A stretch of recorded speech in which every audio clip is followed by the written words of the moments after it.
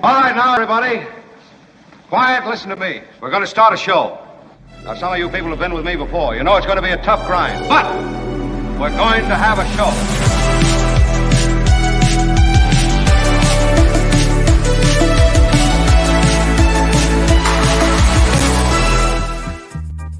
It is the Mark Thompson Show. Unfortunately, Mark Thompson remains under the weather.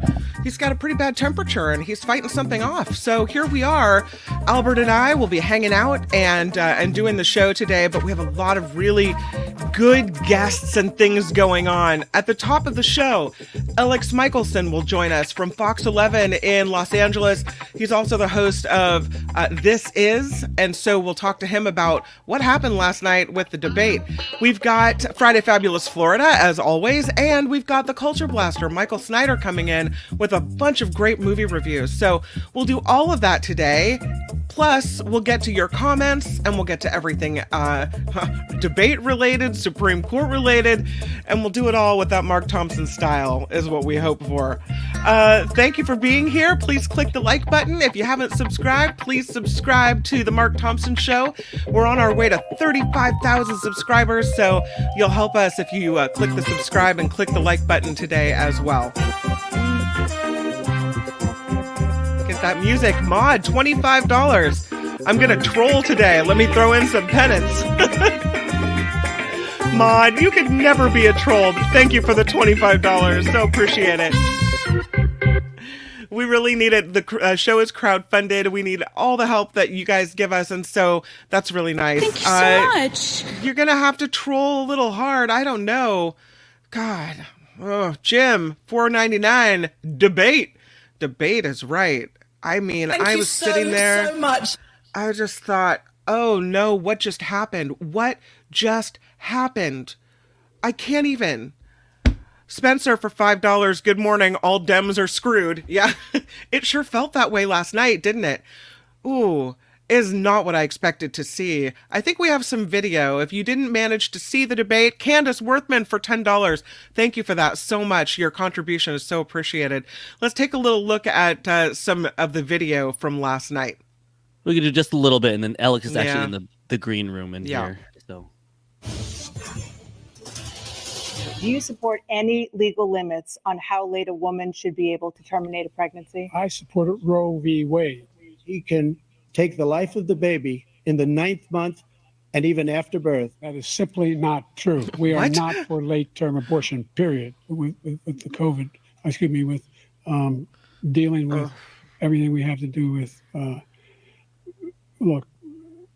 We had the safest border in history. Now we have the worst border in history. There's never been anything like it. There's no data to support what he said. Once again, he's exaggerating, he's lying. And I'm going to continue to move until we get the total ban on the total initiative relative to what we're going to do with more Border Patrol and more asylum officers. President Trump? I really don't know what he said at the end of that sentence. I don't think he knows what he said either. If a Republican did that, they'd go to jail. Thank you, President Trump. The only person on this stage is a convicted felon is the man I'm looking at right now. But he could be a convicted felon as soon as he gets out of office. He caused the inflation, and it's killing black families and Hispanic families. There was no inflation when I became president. You know why? The economy was flat on its back, 15% unemployment. He decimated the economy. The only one who wants the war to continue is Hamas. We are the biggest producer of support for Israel of anyone in the world. He said the only one who wants to keep going is Hamas. Actually, Israel is the one, and you should let him go and let him finish the job. The only existential threat to humanity is climate change, and he didn't do a damn thing about it. He wants to undo all that I've done. The Paris Accord was going to cost us $1 trillion. I mean, whoa. You know what it felt like was... You know when they have that moment where they implode a high rise and it just goes, poof. That was in my heart last night. Poof. I mean, it was bad. Okay, let's talk about it. Let's break it down. Let's analyze it. We do this. I'm so excited to welcome Elex Michaelson to the show. He anchors Fox 11 News in Los Angeles. He hosts and produces the political talk show The Issue Is. And so you've seen him all over the place. He's been on the Mark Thompson Show before, and he's so kind enough to join us again. It's Elex Michaelson, everybody. Hi. Hi, I'm having a hard time hearing you. I don't know, your volume seems to be a little low. Check 1, 2, 3, 4, 5, 6, 7, 8, 9, 10. Anything? Oh, getting a little better, I think. Maybe Albert can turn you up a little bit on our end. I'll move this up and I'll perfect. talk too loud. Perfect. That's great. So what the president should have done last night. Well, exactly. Yeah. Alex, I couldn't understand what he was saying. I'm a Biden supporter. I think one of the things you need in order to be a good president is to be a strong communicator. And I couldn't understand what the president of the United States was saying last night. Now, I'm voting for the guy anyway, but if there was anybody on the fence, what happened? Well, and there's an argument that you can be good at governing without necessarily being a great communicator, but you can't win the job to govern if you're not a strong communicator. That's part of the deal. That's what being president is. You have to be able to put a sentence together. You have to be able to make a point. And there was a lot that Donald Trump said that a lot of folks on the left were very frustrated by, but the president did not have the ability to, in the moment, put it back in his face. Yeah. And most Democrats, including Joe Biden several years ago, would have had several moments there when Trump said things where he could have made Trump the issue. And this race, if the Democrats can make Donald Trump the issue, the Democrats have a good chance of winning this race. But if Joe Biden's age is the issue, the Democrats aren't going to win this race. And last night, Joe Biden's age was very much the issue. They did this debate early because they were so concerned about the poll numbers in the swing states and concerns about his age. They wanted to disprove that to everybody. And instead, what ended up happening was he made it way worse. Made it way worse. I was really surprised because it was not the same President Biden that we saw at the State of the Union address. That's what I've been thinking. Yeah, he's older, but he's sharp. He's with it. He's able to stand up in front of, America and the legislature and give a fiery speech and handle people that are in the audience trying to heckle him. He was great at the State of the Union. What happened between then and now? I don't know, especially because he took a week, to prepare for this. Right. I had seen him in person a few weeks ago at that big fundraiser that he did with Obama and Jimmy Kimmel and George Clooney and Julia Roberts in downtown LA. And Biden looked old and frail, and his voice was not very strong. And there were a lot of people in the audience, Democratic strategists among them, who were concerned about him. But he had just come off of a trip to Europe. He had just come off a huge flight from Italy to Los Angeles. The press corps was exhausted. I would be exhausted in that scenario. So everybody kind of gave him a mulligan, saying, all right, well, when he gets some rest, he'll be better. He had a week to rest. And this is what ended up happening. And it's interesting that the White House leaked that he had a cold halfway through the debate. If he really had a cold, why not say that before the debate? Exactly. Yeah, that's what I think. The moment that he started to speak and his voice sounded so weak that the Democrats were going to have a problem. And that's the problem with the having a weak voice or having a feeble sounding voice is Trump was not very forthcoming. I would say he had a lot of lies to spew. Okay. And he wasn't fact checked on any of them, which is why you've got to, as the opposing candidate, come out strong against that. So Trump was asked about January 6th. He managed to turn the question around, right? He had this, he was mentally with it enough to do the spin, right? Not going to answer the question, but let me tell you what I want you to know about. In that moment, you would expect in the rebuttal that President Biden would be able, talking about January 6th, there should be outrage and there should be horror, but his voice and his presence wasn't strong enough to fight against it. I was watching ABC last night, and one of the things that the anchors and analyst Terry Moran was saying is that President Biden needed to look vigorous and strong in his fight against Trump's lies, and that he just wasn't able to show either of those traits. Yeah, and he wasn't really helped by the fact that the approach that the moderators took was, they were kind of invisible. You don't really think about, which in some ways is good. Like, you don't really want to see the umpires. The umpires shouldn't be the story. But it wasn't what we've seen in past instances with Trump debates, or even when he was doing it with Chris Wallace, where there was a lot of back and forth. And The moderator was super involved. Trump basically abided by the rules, and they asked their question and kind of get out of the way and let him do what he was going to do. The format allowed, if Trump didn't answer a question, for Biden to then take his rebuttal minute and push him on the fact that he didn't answer the question. And there weren't a lot of examples of him doing that. No, they had to bring in Vice President Kamala Harris on all the news shows last night to kind of do some damage control over what happened. And one of the things I heard some Democratic pundits say is there's all kinds of scuttlebutt right now about how to get him to step aside and let somebody else run. One of the comments that came in from Michael Schur, who's another political commentator we have here weekly on the show, he said another tricky thing for Democrats is Harris. If you get Biden to stand down, you have to get to her as well. Passing over a black woman for Governor Newsom or Governor Whitmer or Buttigieg would not help with apathetic black support for Democrats. He said it's fascinating, all of it. So even if President Biden somehow steps down, then we are left with Vice President Harris, which I think is fine. I like her. But I guess in the polls, some people think she's not likable. I don't know if she's going to be able to beat Trump and be the candidate. What do we do? Well, and part of the challenge is if you look at the polls right now, Harris does worse against Trump than Biden. We'll see if that changes after this debate that we just had. If Biden's numbers slip even lower, then maybe there would be that conversation. But that's sort of been, in some ways, almost like an insurance policy for Joe Biden to stay at the top of the ticket. If he had a very popular younger vice president who most people wanted in that job, the logical and easiest thing to do would not be to have an open convention and have a bunch of chaos in the streets of Chicago. The easiest thing to do would be to resign the presidency and make her the incumbent president. She would be the first black female president in the job as commander-in-chief. She would win the nomination, unanimous consent. And give her all the resources and the whole team get behind her and give her a new VP, and away we go. But whoa. So you're saying don't just step aside from being the candidate, step aside now from being the president.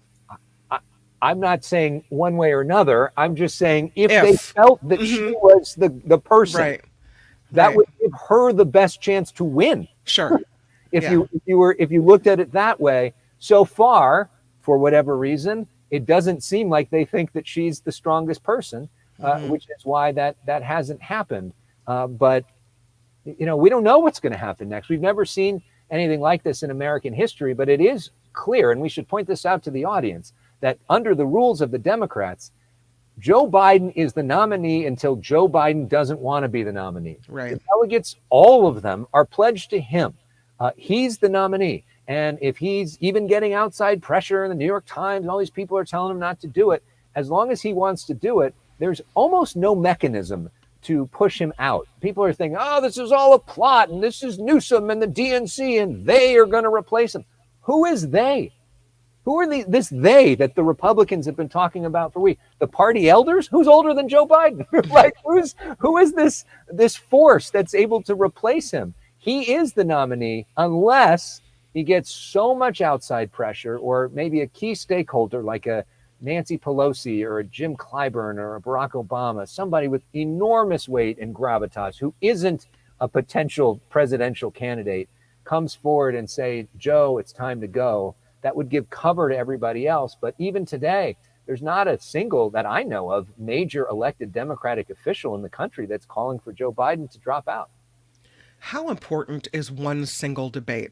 I mean, it seemed kind of earth-shattering to me at the time.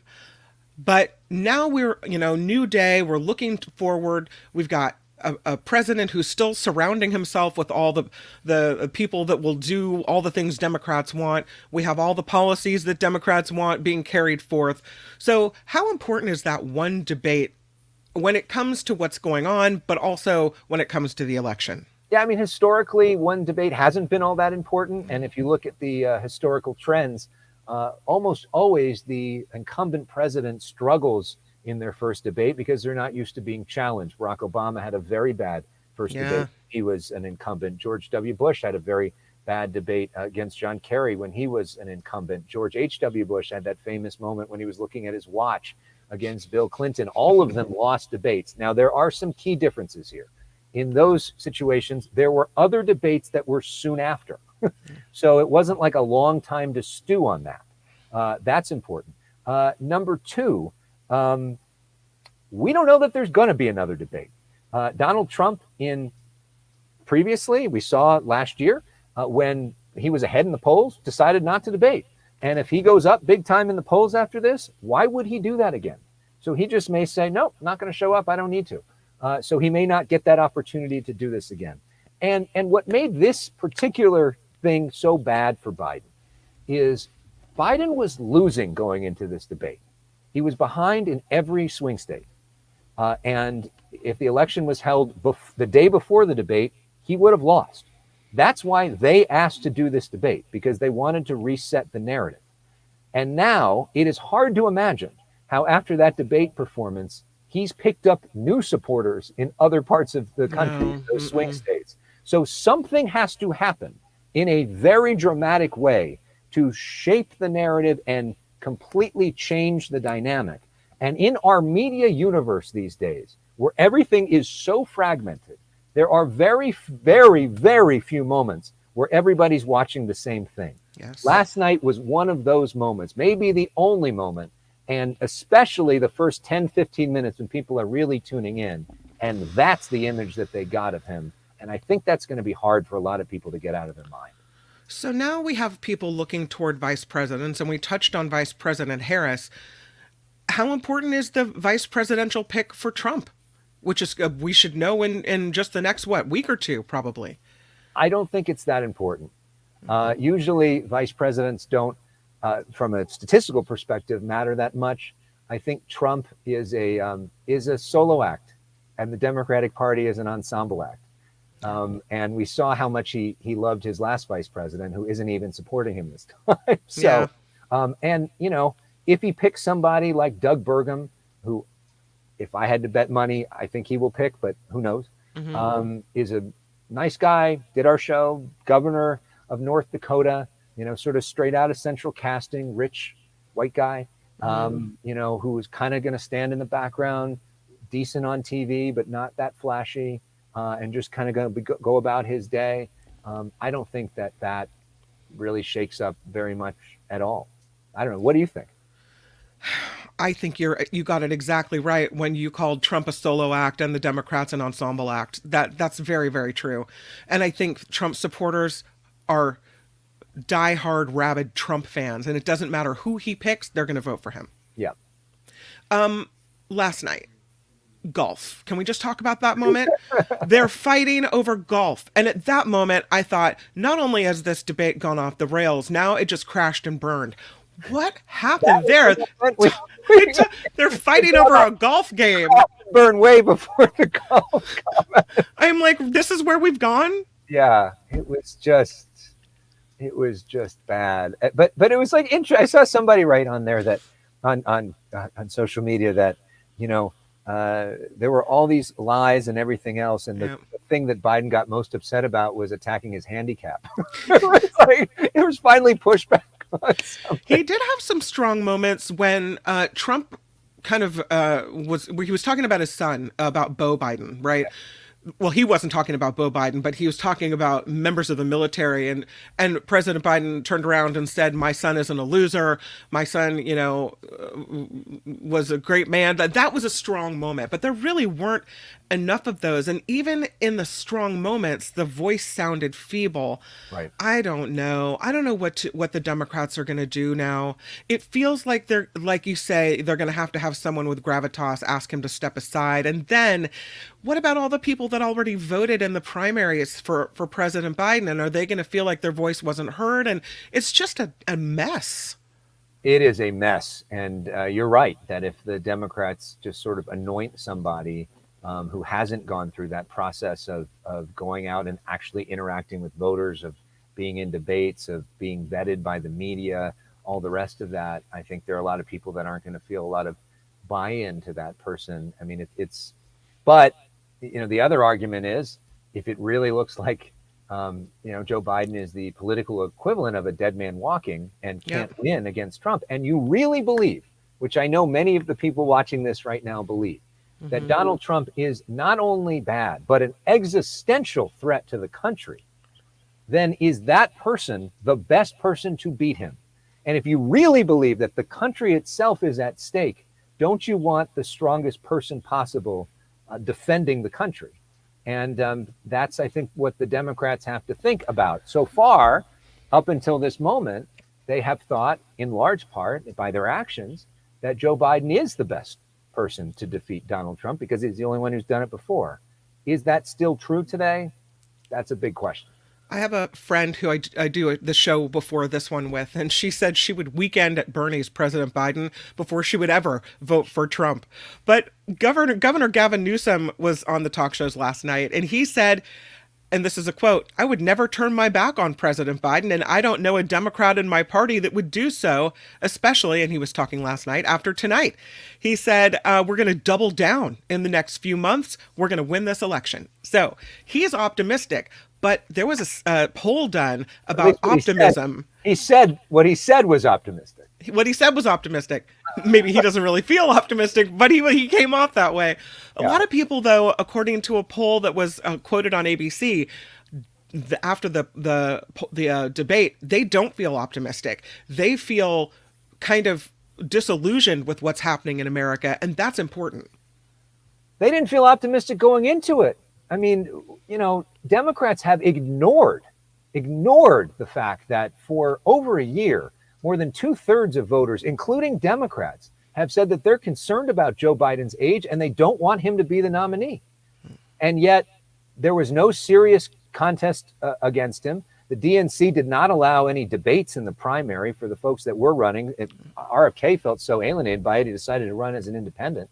And the entire party apparatus and all of the elected officials in the country got in line and have been saying for months that Joe Biden is so great behind the scenes, you just haven't seen it yet. Wait till you see it. And now they're in this position. So their voters have, in poll after poll after poll, said that this is something that they were concerned about.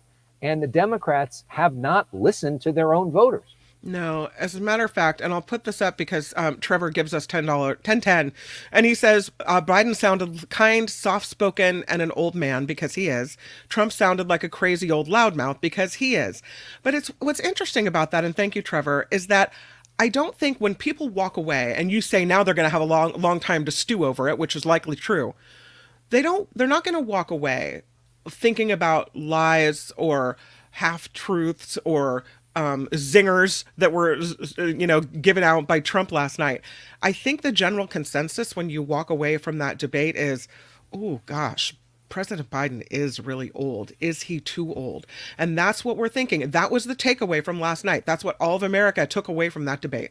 It's a vibe check. I mean, I said before the debate that the most important thing, I put this out on Twitter, was for Joe Biden to show that he was strong and coherent.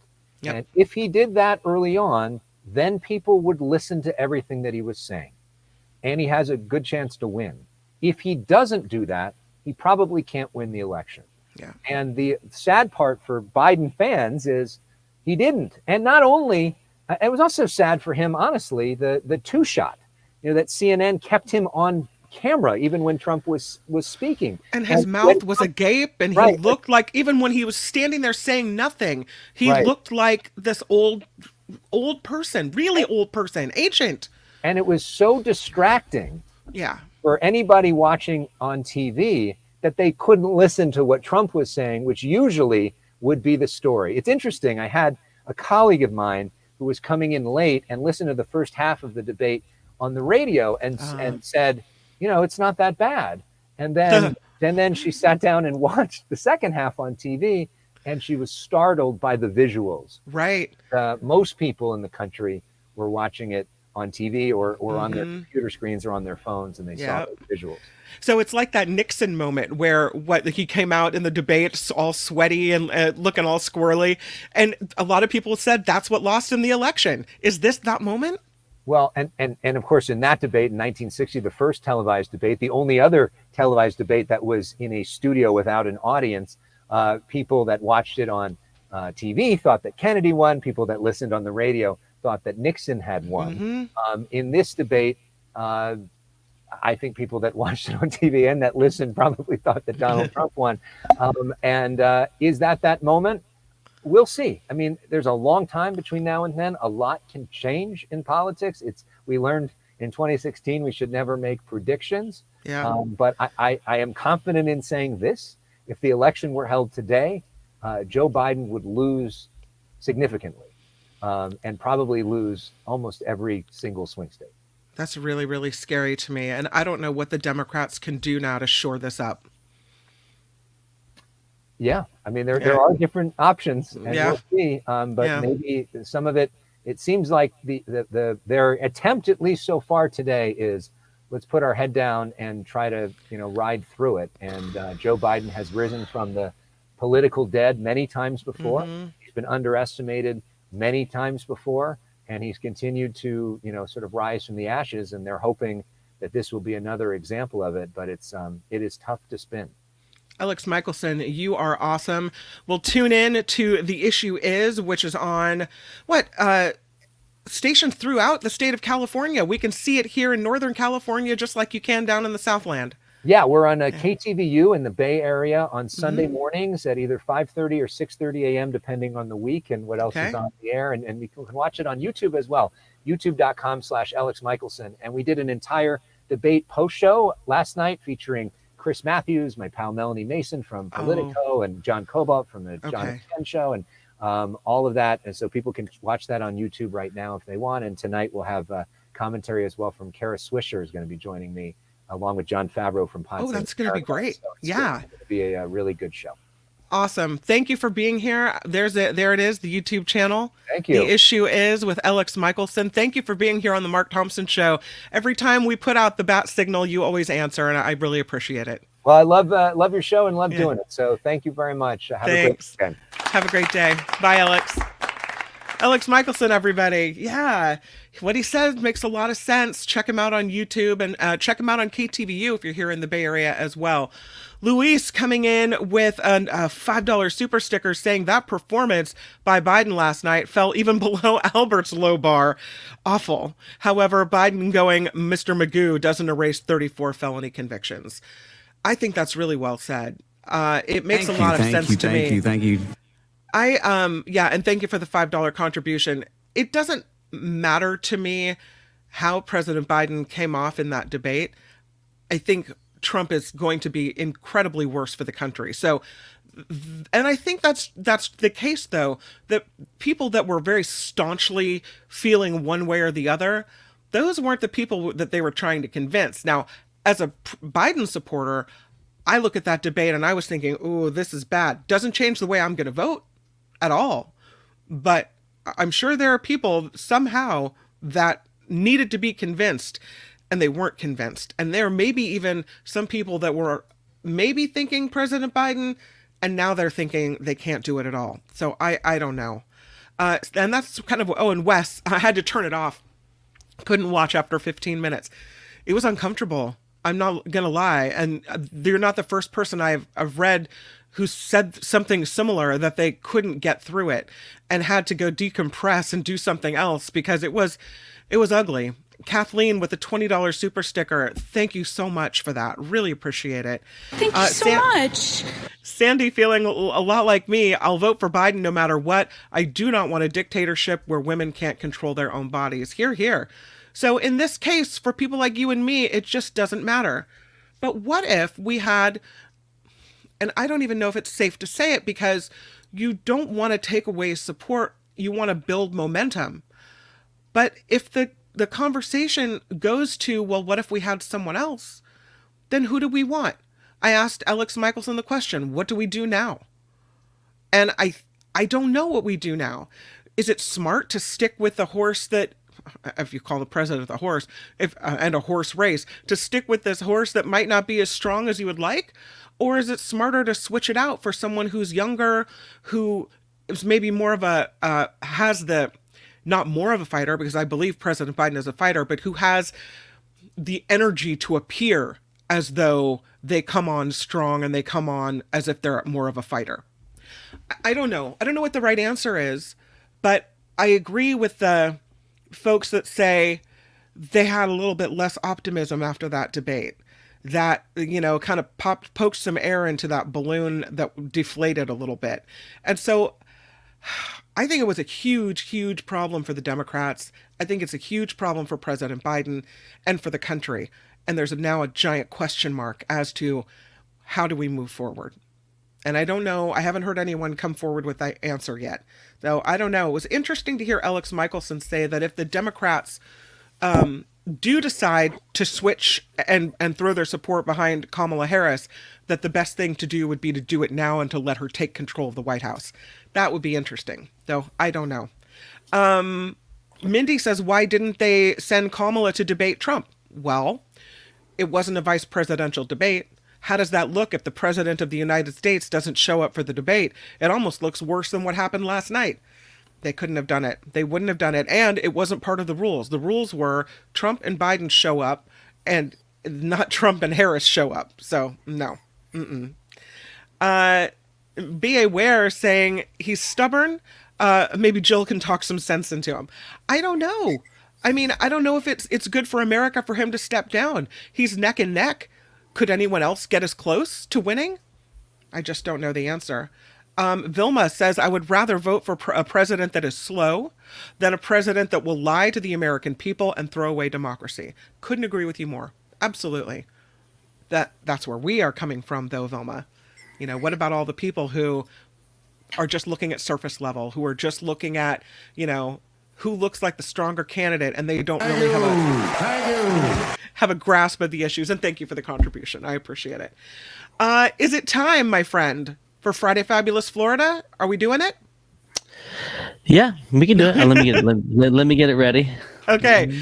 It is time for Friday Fabulous Florida because I think we all need a little bit of levity and a little bit of a break from that harsh debate last night. It was brutal. The Mark Thompson Show.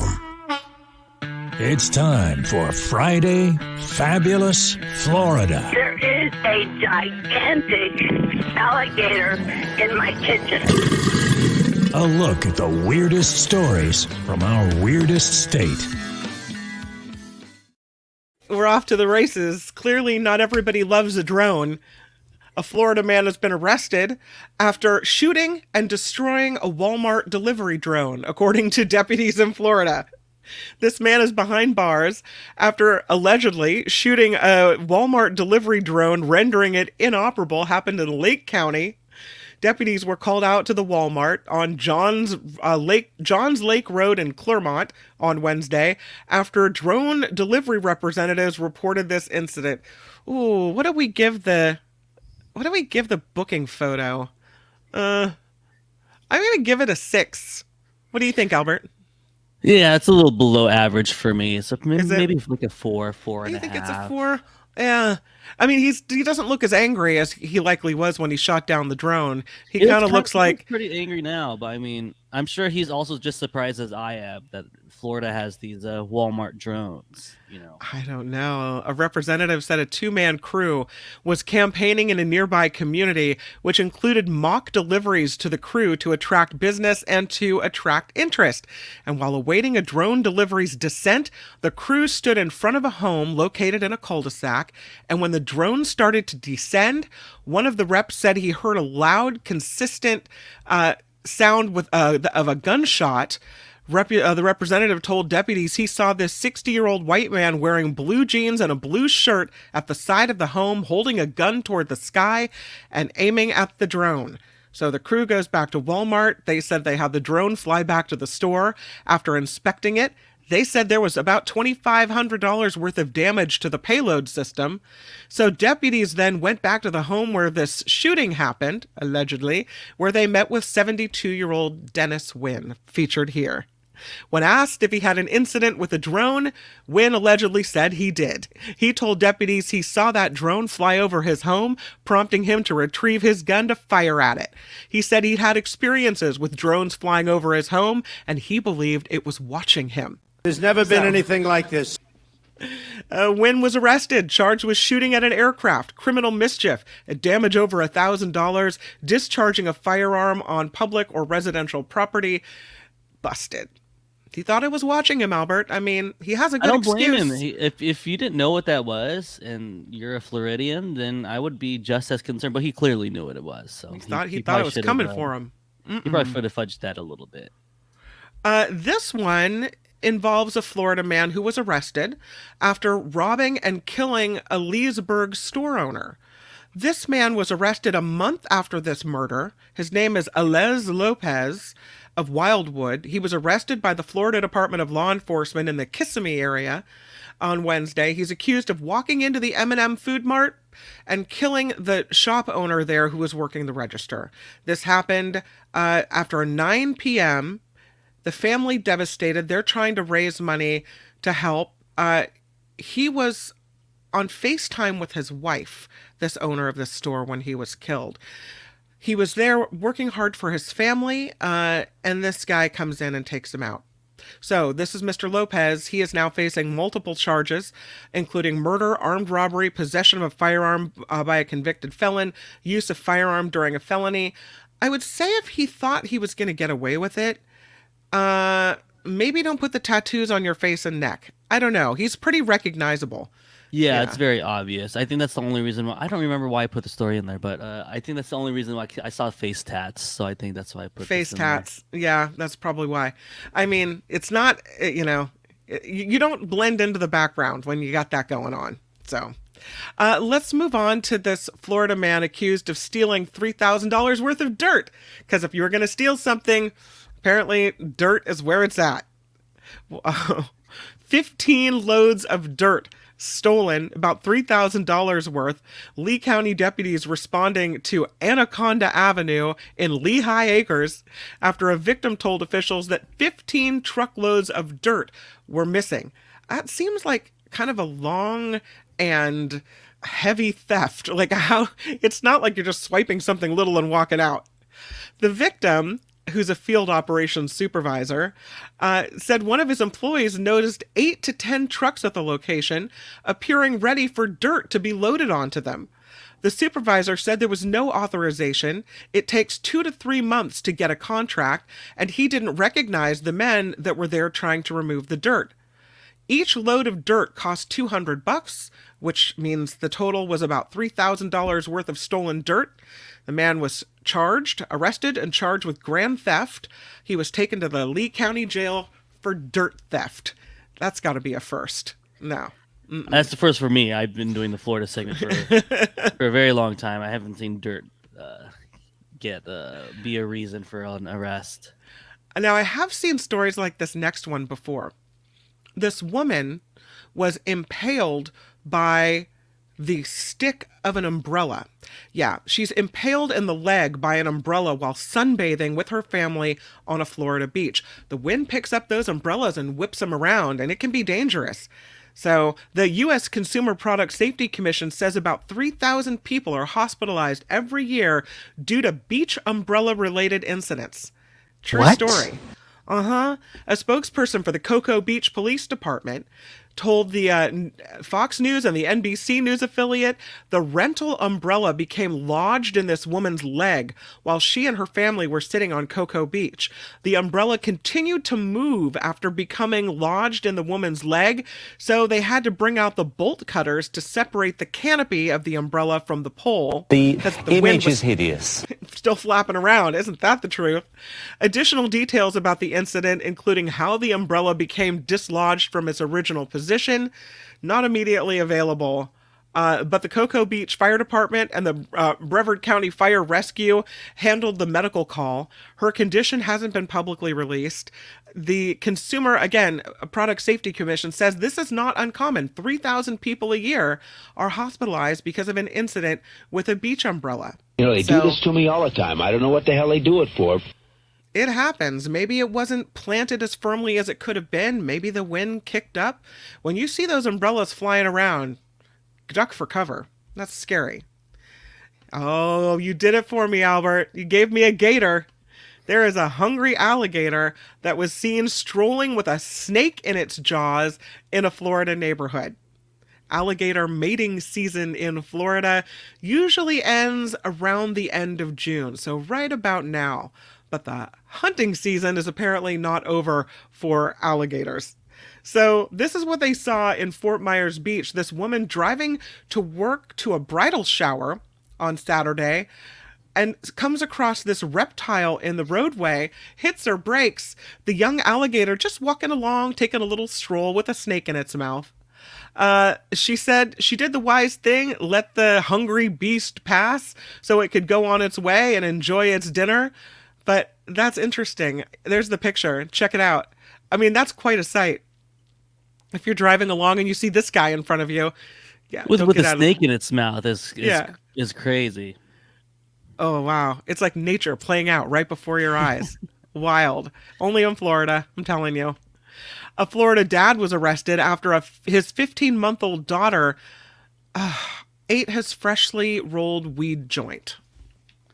Come on. Not the parent of the year here. Not the dad of the year award. No, this Florida man has found himself behind bars because of this.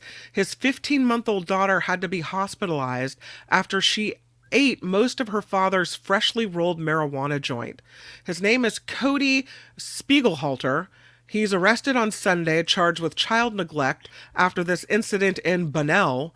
It all started when he reported to police that his niece's child was visiting her father at his home and had to be taken to the hospital. So deputies catch up with Spiegelhalter at his home, which they say was in complete disarray. The home had dog feces and urine on the floors and garbage throughout. Exposed nails. It looks like there were a lot of dangers for kids in this house. No working air conditioner. The place was a mess. He was at home, he said. He'd rolled this joint for himself, put it down, went to use the bathroom, and that, he said, is when his 15-month-old daughter grabbed it and ingested most of it. So when the deputies get there, they notice, they say, that there was loose marijuana all over the residence within reach of a toddler. A small amount of mushroom and THC wax also in plain view. So the little girl starts having medical issues. She's taken to the hospital. Her current condition unknown at this time, but he, of course, is under arrest for child neglect without great bodily harm. He remains in jail on $25,000 bond. Yeah. This is what happens. What would you rate him on the booking? It's going to be a 2. I mean, he looks the part, but I can't look at that guy and feel anything but anger about what he did and how he put a kid at risk. Yeah, I'm giving him a 2. I don't like him. Isn't anybody but a weed? Yeah, it's a low score for me. I can't separate the two, but yeah, he looks like a Florida man. Like a specific kind of Florida man. I'm glad Mark's not here to yellow card me for that, because I'm sure he would. I'm not supposed to consider the crime, but I can't help it. I mean, yeah, well, he's not here, so while he's away. Yeah, we're in charge. Nobody snitch on Kim, please. No. Okay, next one. A Florida woman has scaled an apartment complex while trying to escape from deputies. She went on the run, did she? Yeah, this lady, she didn't want to go to jail. This Hillsborough County woman, they say she had a daring attempt to avoid arrest and led sheriff's office workers to put out a public service announcement warning people, don't scale apartments to try to get away from authorities, because apparently people need to be told this in Florida. So deputies went to serve a felony warrant on Quanae Toussaint. She's 27, and she wasn't having it. She tried to escape. Look at her go. She's trying to get out. Yeah. They've got the dogs out looking for her. Oh, man. There's the bedroom. She's outside the window. Hey, wait a minute. She's trying to climb. Yeah, she had a cell phone too. She not. The body cam footage shows the deputies, as we just saw and are seeing, walking through the apartment, forcing their way into a bedroom where one woman can be seen on the bed, another woman crawling out the window. The video shows this lady hanging from the second-story window as people below tell her, go back inside. Then deputies grab a hold of her arms from inside the bedroom and they hoist her back inside. Thank goodness. I mean, she could have injured herself. She had felony warrants for aggravated assault with a deadly weapon and discharging a firearm in public or on residential property. The sheriff says to see our deputies shift from making an arrest to preserving life is commendable. This criminal had no intention of being arrested, and he said, I couldn't be more proud of our team for taking her into custody safely. And P.S., don't try to scale an apartment building to get away from the law. So that is Friday Fabulous Florida. Do we have a favorite? What do you think, Albert? I mean, overall, I wasn't very pleased with the options I had this week. I felt like I was reaching a lot. I had to do a lot more research. I feel Florida's had their S together. They had their everything together. All right. I think they were just watching the debate or something, and they were not really out there being up to their no good. But I got to go with the Gator. The Gator. Yeah. Usually that's you, but it's the Gator with the snake in its mouth. Yeah, I like the Gator. That's a really strong offering. I feel like the Gator with the snake is very, very Florida. However, I think I'm going to go with the woman impaled by the umbrella at Cocoa Beach. Yeah, I'm going to do that one. Let's see what they've got. Let's see what you guys are saying in the chat. What do you like? A lot for the Gator and then, the drone.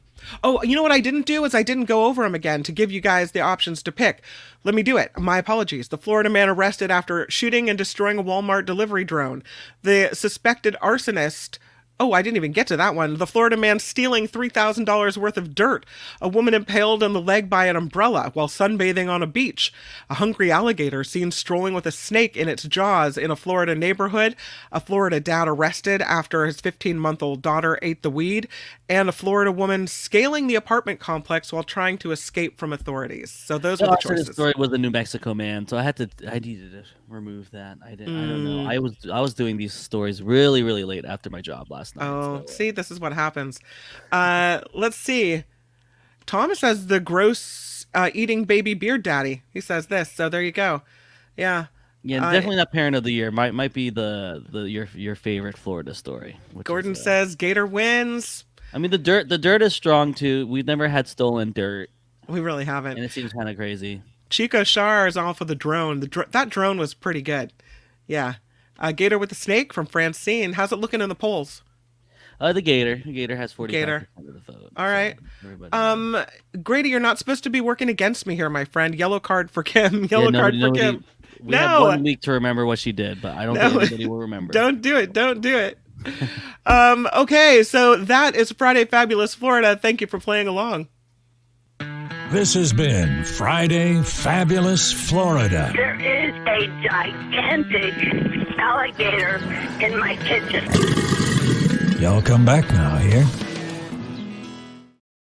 Oh, Albert, let's do a little bit of news before we move forward with the Mark Thompson Show. How does that sound to you? It sounds good, and then we actually have no Michael Shore this week, so we'll have a couple of segments coming up, and then he's traveling from the Culture Blaster. Trump rally to Trump rally is what's happening there. So absolutely, The Mark Thompson Show.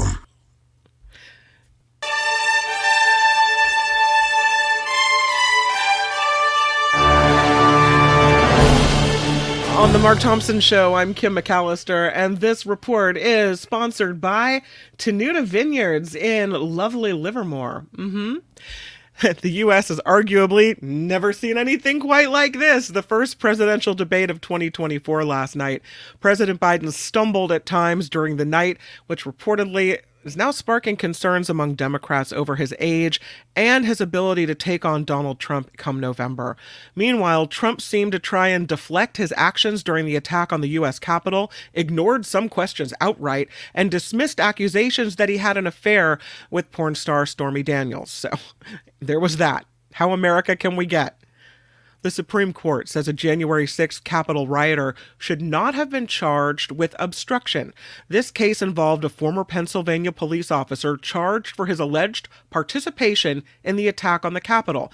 So the justices ruled 6-3 that the government's broad use of a 2002 law that specifically deals with obstruction does not apply to this officer, and by extension, others who were charged with that same crime. It doesn't mean the officer and other rioters are absolved of any of the other charges that they face, just that obstruction charge.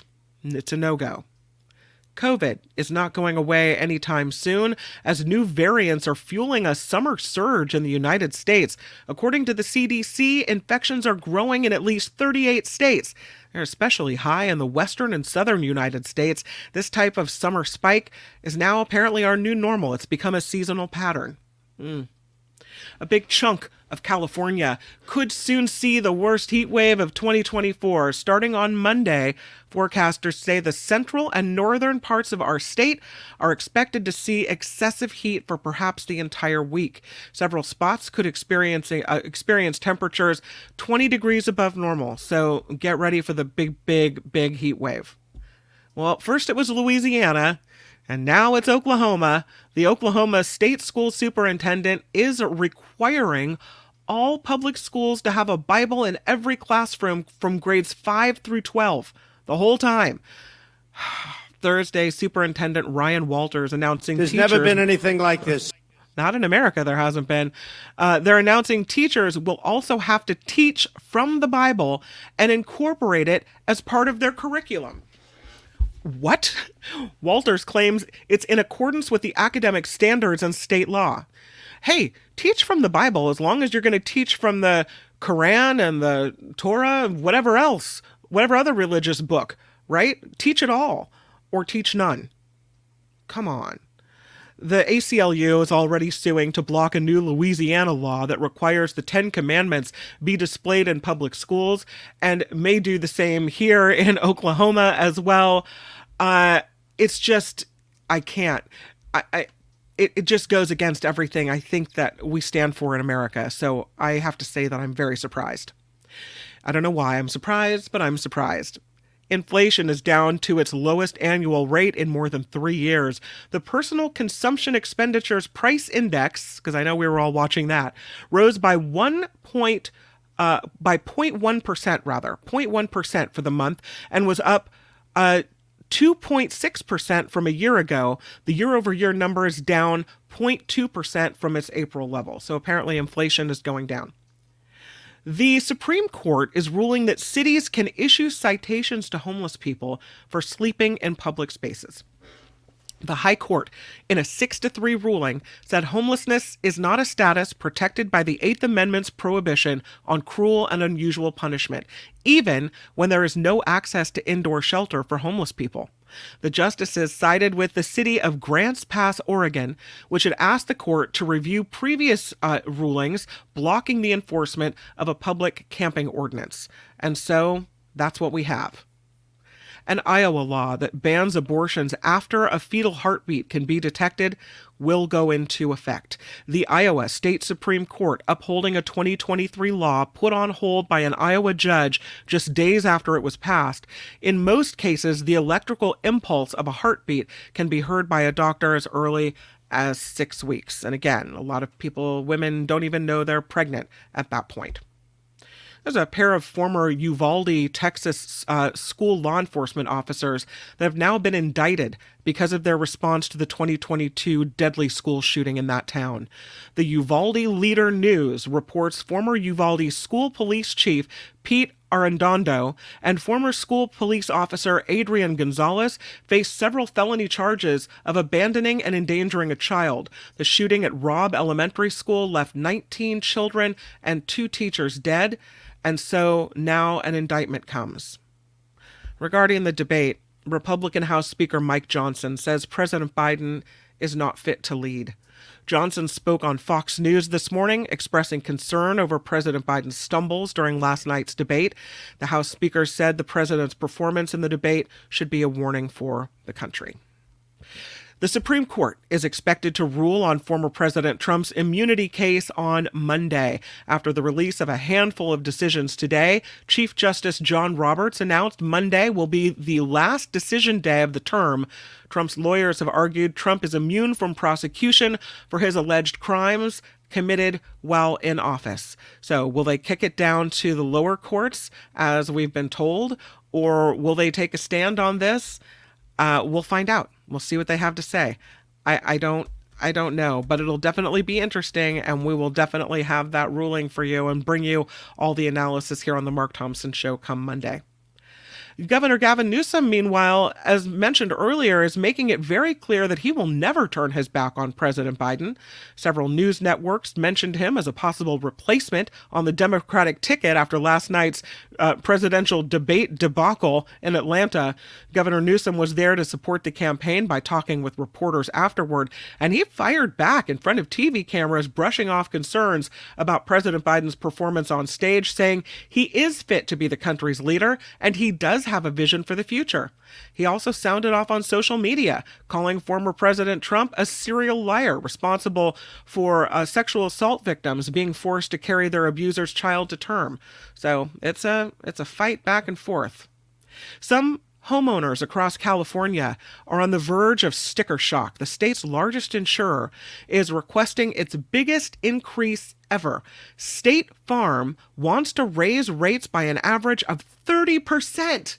It's way higher for renters at 52%. The company claims it's facing... I know. The company claims it's facing increased losses due to water damage and liability claims on top of the billions spent in 2017 and 2018 for catastrophic wildfires. Insurance Commissioner Ricardo Lara says this raises serious questions about their financial condition, and he is planning to investigate. California's high-speed rail project marking a milestone, the final segment waiting for the green light between Los Angeles and San Francisco, and they got it yesterday. That means the entire 463-mile route is now environmentally cleared for construction. Work has already been underway in the Central Valley for years. It'll be the first route ready. A bullet train service from Bakersfield to Merced is expected to launch between 2030 and 2033. So... it's taking forever, this thing. The hidden fee ban in California is among the laws that will kick into effect on Monday. It's the last weekend before the new California laws begin. So come Monday, businesses will no longer be allowed to hide fees until checkout. Hotels and short-term rentals on Airbnb and VRBO will also have to show the total price up front. Renters will only have to pay 1 month security deposit. Buying a gun will include an 11% tax. Police can't stop a driver for expired tags unless at least a month has passed since the expiration. So these are some of the new laws that are taking place going into effect on Monday. Yeah. Another SpaceX launch from Vandenberg scheduled for this evening around 8 p.m.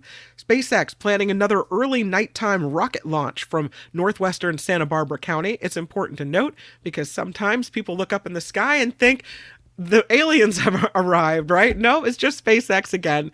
It's about 5 minutes after sunset. They say that makes it an ideal time for the vapor trail to be visible across the Southern California sky. This mission is on behalf of the National Reconnaissance Office.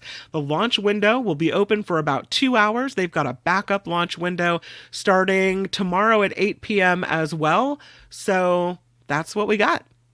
There are 2 men from Los Angeles County facing federal charges on suspicion of using Instagram to sell more than 60 guns. It's a wild idea, but it just might work. Police say some of the guns... it's a wild idea, but it just might work. My many thanks for that. Some of the guns this Azusa and Whittier resident sold are illegal, unregistered ghost guns. They had obliterated serial numbers or they'd been stolen. They're also accused, these men, of selling machine gun conversion devices known as Glock switches. Investigators say the suspects and 2 other men from Henderson, Nevada, advertised these guns on Instagram and then sold them between last July and last month. The sales conducted in North Hollywood, Las Vegas, and other places as well. Wow. I mean, the cojones it takes to sell guns over Instagram. That's crazy. Santa Paula police have interviewed a person of interest in connection with a trespassing incident at the city's water storage reservoir. So police are looking for other suspects in connection with this incident, which prompted a day-long advisory for half of the city not to use its tap water. They didn't know who was there, what they put in it, what was being tampered with. Kind of scary. Investigators say the person or people who trespassed onto the property never had any intent to contaminate the water, and they did not do so. But it's unclear how the break-in happened since the fence around the facility was never breached. And this is one of those stories we see it all around the country where, reservoirs or power substations, you get people that are tampering or breaking in, and it's a real concern. So the Pride weekend is upon us. Pride weekend kicks off today in San Francisco. Police are not taking any chances. They say every officer will be deployed across the city, along with about 100 retired police ambassadors. Chief Scott asking everyone to keep their eyes and ears open, saying the best defense is vigilance. Police have rainbow pride patches on their uniforms as a display of unity. They will be monitoring tonight's Trans March in Dolores Park and tomorrow's Pride Festival at the Civic Center Plaza as well. Then on Sunday, it's the massive Pride Parade down Market Street. So it is going to be a big, big weekend in San Francisco. Next week, a big treat for families in San Jose, East San Jose City, giving the neighborhood its very first 4th of July fireworks show. Councilman Domingo Candelas raised $50,000 in private donations to make this happen. He says the only options before were downtown or Almaden Lake. So this event will be at Lake Cunningham Park with the hope of preventing many of the illegal fireworks shows that can often cause fires or injuries. So this is a way to do it all legally and hopefully help people not hurt themselves or others. So did you hear about this hot dog eater in the world of competitive eating?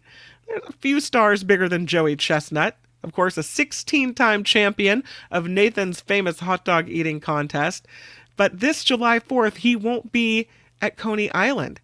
He was banned from competition because of an endorsement deal with Impossible Foods, which makes meat substitutes. So, no. Instead, he's heading to the Texas border. Chestnut competing against soldiers at Fort Bliss in El Paso. He's challenged the Army's 4 best eaters combined, and that is what they will do instead. So it's a little disappointing, but you know what? He probably got a lot of money from Impossible Foods, so I think that made it worth it. Maybe. Here's a way to decide an election. How about a coin toss?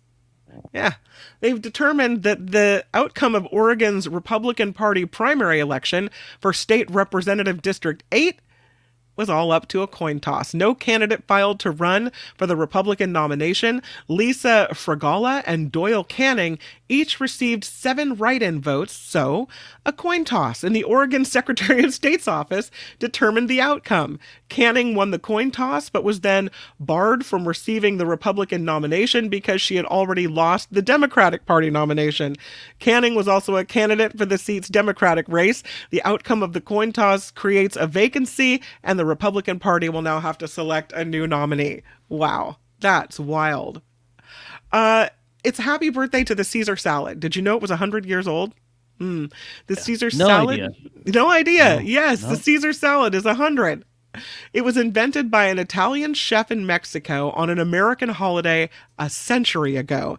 Caesar Cardini, who lived in San Diego, opened his restaurant Caesar's in Tijuana the year before to avoid prohibition in the United States. While running low on supplies over the especially busy holiday, Caesar threw together what he had left, put it over lettuce, and made it tableside, inventing the Caesar salad as it is enjoyed worldwide today. So, and lastly, a box office update. We have Michael Snyder coming in, the Culture Blaster, to give us some reviews. But here's how it looks so far. A Quiet Place Day 1 getting off to a loud start at the box office. The third installment of the franchise made $6.8 million from Thursday previews yesterday. It's expected to pull in between $40 and $50 million in its first weekend in theaters. Also new this week, Kevin Costner's Horizon, an American Saga, Chapter 1, which is projected to make between 10 and 15 million in its debut against its $100 million budget. So they have a ways to go. Yikes. This report is sponsored by Tenuta Vineyards in Livermore. July 4th is going to be a great weekend out at the Tenuta Winery in Livermore. They are open Thursday, July 4th through Sunday, July 7th. They have just released their new 2020 Estate Pinot Noir. And I'd be willing to bet my lunch that there's alcohol involved. Yes, indeed. And they not only have great wines there, they also have beer on tap. It's a kid-friendly and a dog-friendly winery. It's a wonderful place to go walk the grounds and hang out. So, Tenuta Vineyards in Livermore. And check out the website. Take a look at it. See if there's anything you'd like to order. My personal recommendation is for the Why Are You Yelling Red? The Mark Thompson, hey, which one of you is Mark Thompson Pinot Grigio? Also a strong choice. But check out the website. It's tenutawinery.com is the website. Which one of you is Mark Thompson? Yeah, exactly. And then you can call Rich, 925-699-4576, or email him. It's rich@tenutavineyard.com and say, smash it with your iron rod. Smash it with your iron rod. That gets you 10% off your total. If you buy a case of wine, you've got a 20% discount coming your way. 10%, that 10% discount is also for events at the winery, all kinds of things. So it's kind of across the board. So check in with Rich at Tenuta Vineyard, rich@tenutavineyard.com, or again, 925-699-4576 would be the number to call. And our thanks to the great Rich and Nancy out at Tenuta Vineyard. I'm Kim McAllister. This is The Mark Thompson Show.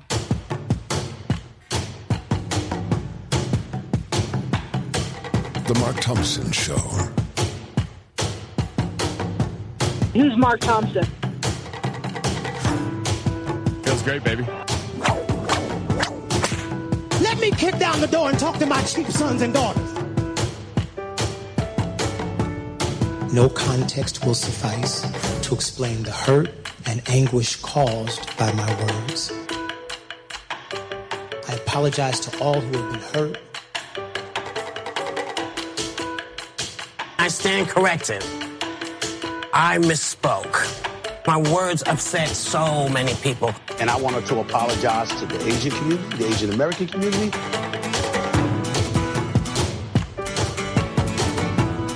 Bless America. The end. There's never been anything like this. Do I hit it long? Is Trump strong? Huh? Who is having that conversation? It's fantastic. That's not fake. That's real. The science is ridiculous. How would you handle this? We could try ignoring it, sir. If you get it in order, you get extra points. Listen to me. I don't want to hear you. You cannot say you love your country. Where are my weed smokers at? This is a word from the Lord, and he's not happy.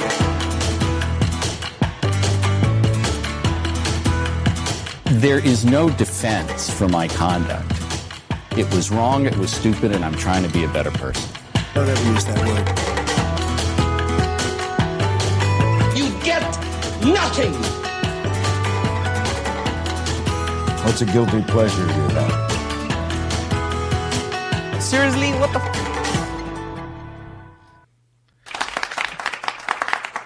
Yeah, it's the Mark Thompson Show. Mark's still under the weather. I'm Kim McAllister. I've got Albert over here, along for the ride as well. Thanks for all the help today, Albert. Let's go back, why don't we, and talk about some of these stories. So the one that really caught my interest in the news was the Oklahoma story, where not only do they have to put up the 10 Commandments, they've got to teach the Bible in the curriculum. We're talking public school in Oklahoma. I don't know, but all Oklahoma schools are required to incorporate the Bible and the 10 Commandments into their curriculums, and it's effective immediately as well. This, according to the state's chief of education, who sent out this memo yesterday. It's mind-boggling. I can't even believe what they're doing here. What the state superintendent of public instruction says is that the Bible is one of the most foundational documents used for the construction and the birth of our country. No, it isn't. No, it isn't. This country was born of separation in church and state. They sent people here who wouldn't comply with the religion that the king had decided to institute in England. America's supposed to be a place where you can get away and believe whatever you want to believe and be whoever you want to be. That's what the country is founded on. Not my way or the highway, not indoctrinating children into any religion. I don't care what religion it is. If you think that I'm somehow biased or prejudiced against Christians, that's not the case. I wouldn't want Jewish religion or Muslim religion or pick a religion, any religion, Buddhist religion. I wouldn't want any of it in schools. Now, if you're going to teach a class about religious theology and you're going to say, here's what these people believe, and here's what these people believe, and here's what these people believe, to educate people about religions of the world, well, that's great. But if you're just going to come into a public school and cram one religion down the throats of the children, not cool. Not cool at all. If I'm a parent in Oklahoma right now, I am pissed. I would not tolerate that. Once again, we look at how much it costs to live in California. People are like, oh, I'm going to leave. This is horrible. We can't afford to buy a house. Really? Are you going to leave for a state like Oklahoma? Do you have kids? Because not cool. At least in California, I know I'm going to send my child to school, and what they learn, maybe they're getting information, like they still do the whole Christopher Columbus sometimes things. My daughter got that lesson, my son did not. So there's still some questionable things, but it's not going to be the 10 Commandments. If I want my child to learn about the 10 Commandments or to learn about the tenets of Christianity or any other religion, then I have the weekend for that, or I have after school catechism for that, or I have Sunday school for that. I don't need you to do it in the public school. If I really wanted my child to be immersed in a religion, I would send them to a religious private school. And that's fine. If that's your jam, go for it. Catholic schools, great education, because along with religion, they're very strong academically. If that's what you want to do, I have no problem with that. Don't bring it into the public school realm. That is not okay. That is not okay. Here's the quote.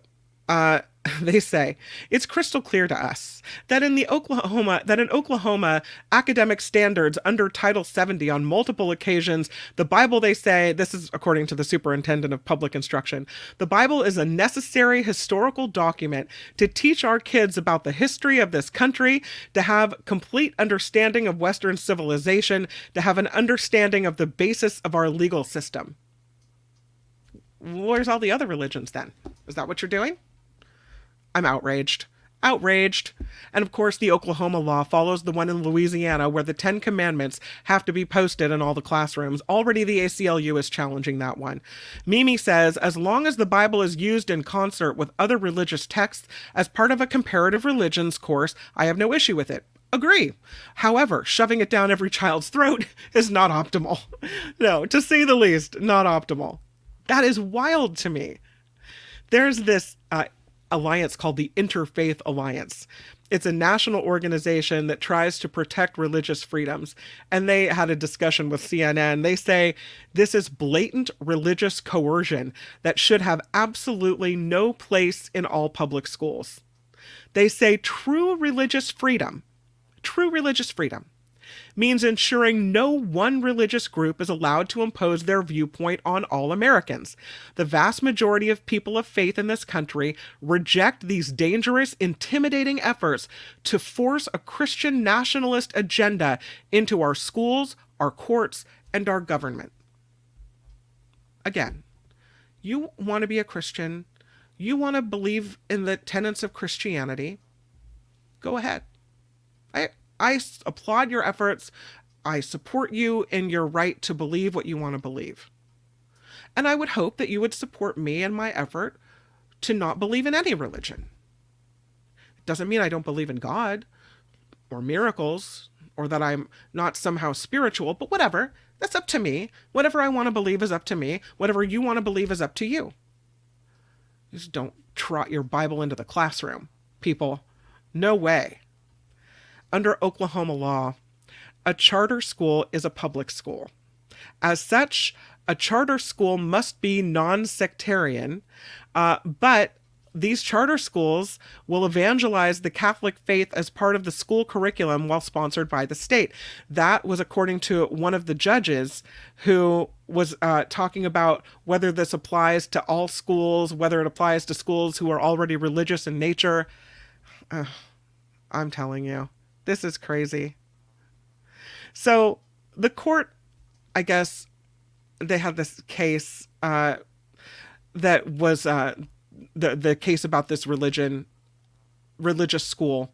And they say what the court ruling was one of the worst decisions that the state Supreme Court has made. They're trying to fight back against it. They say the court ruled against the parents of Oklahoma who have demanded more choices for their kids. And now they say they have a great opportunity to make sure parents have the most options of any parents in the country here in Oklahoma by giving them the option to go to any type of school. So this is one of those things where they're trying to whittle away public schools and what public schools mean, bringing in the religious schools under the public school charter and giving them public money is basically what happened. So that was after the Oklahoma Supreme Court blocked an effort to establish the first publicly funded religious charter school in the country. So this is what they're doing. And Christian nationalist is right. I think it's things like this. I'd like to think that there are level-headed, reasonable people in the state of Oklahoma. And when you start doing things like this is what makes people go, oh, maybe I don't want to vote for the religious zealots. Maybe I'd rather want to gravitate over to the Democrats for a hot second because this is getting to be a little too much even for me. I don't know. I'd like to see it a little bit more that way. Some comments here. And Josh writes, they should have the definition of hypocrisy on every single wall. I don't think they're doing that. But yes, absolutely. Champagne Wishes says, no one is using that godless commie money. All right. Murphy says, why do red states want to enforce Christian writings and commandments while electing a leader who does not follow them? I'll accept your yelling, Murphy, and I'll raise you yelling. Why are you yelling? Because it's crazy. It's crazy that people that seem to be so religious get it so wrong. You would want, if you're religious, wouldn't you want the guy who's Catholic, who goes to church, who seems to operate with a level of decency, right, and a level of treating people as you would want yourself treated? Isn't that the golden rule, one of the tenets of religion? Who would be kind? As they say, what would Jesus do, right? Instead of Trump, who I don't think treats people like he would want to be treated. Absolutely not. I hear you. It seems like it. But people in these states, I guess they're okay with that? I don't know. Trevor Starr in Hollywood, I agree. He says, I say freedom of religion is freedom from religion. It's freedom to believe whatever you want to believe. Not even a little bit. Yeah. Meanwhile, you got Trump out here hawking his Trumpy Bible. No. Just no. Let's move to another story that I spotted and thought was a little bit interesting. This one about the Uvalde indictments. And I say finally. So we know that the former Uvalde school police chief and an officer have now been indicted.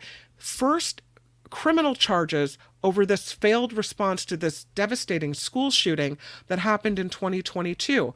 And the indictments come from a grand jury in this, what's being called a botched law enforcement response to this mass shooting. Remember, this is where they stayed outside forever.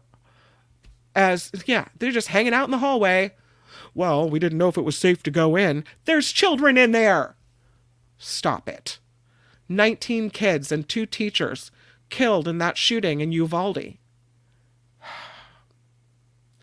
The former Uvalde Consolidated Independent School District Police Chief Pete Arredondo and former school police officer Adrian Gonzalez, both named in these indictments.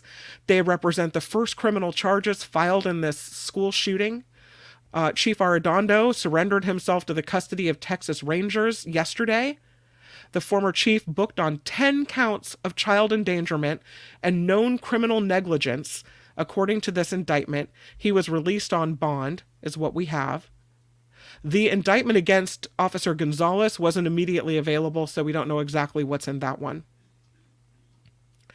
I feel for parents in this school district who want people to be held accountable, because that response was a disaster. How you wouldn't put kids first ahead of your own safety. Not only are you being paid to do that, but just morally, it's outrageous what happened there. So I'm not surprised by this indictment. You know, on one hand, I think they should be held accountable, definitely. On the other hand, I can't put myself in if I put myself in their shoes, I'm running into that school. But we all think we'll act one way, and then when the situation arises, you know, who knows what happens. So I don't know. I don't know. They say to bring closure, you would want all of the officers that didn't do their job that day, that failed to respond appropriately, you would want them to be held accountable in an equal way. So the hope is that the district attorney will come and explain what the charges, you know, explain the charges, explain the thinking of the grand jury, talk more about the indictment, and give us more information about it. But it looks like the holding people accountable for that response is underway. Yeah, Gordon says if there were shots fired, you go in here. Yeah, I mean, it makes sense to me. I don't disagree. Let's talk about metal plaques that were stolen. This is crazy. There's these metal plaques that honor teachers in Woodland Hills.